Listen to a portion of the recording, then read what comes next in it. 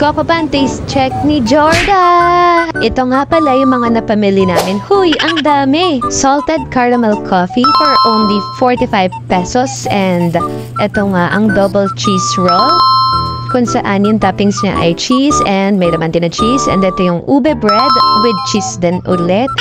And next naman, donut na may asukal sa ibabaw.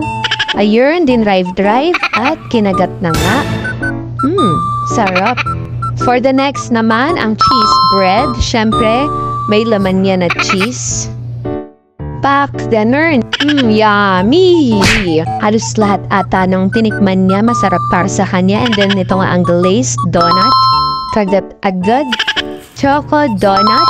Isa to sa nagustuhan ko at talagang nasarapan din ako. At pumangalawang kagat pa nga siya. Yummy daw. And ang last one, ang double choco muffin. Sa akin, ito ang nagustuhan ko at yung chocolate donut. Pero kay Jordan, halos lahat naman ata nasarapan siya, walang hindi. Yun lamang, paalam!